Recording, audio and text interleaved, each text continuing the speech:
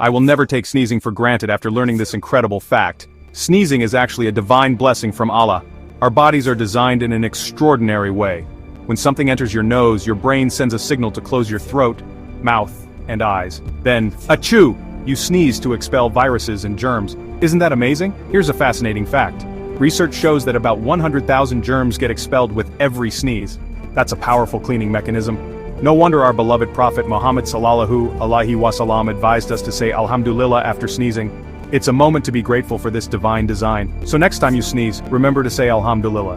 And can you tell us in the comments what is the response to Alhamdulillah? Let's celebrate these small miracles and appreciate the wisdom in our body's design. Until next time, stay blessed and stay healthy.